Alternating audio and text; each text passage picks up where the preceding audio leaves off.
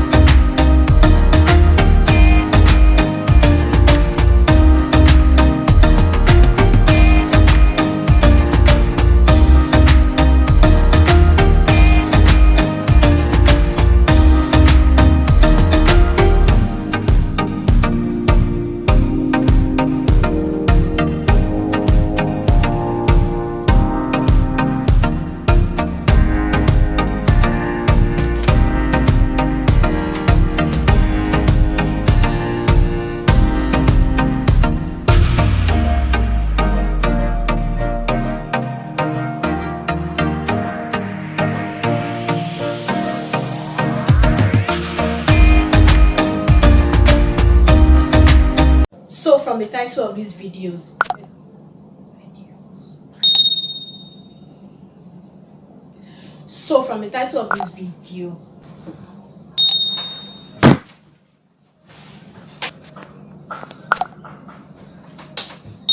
keeps cutting my head. I don't understand. Just bear bye. Okay. Let's see if this one doesn't cut my head.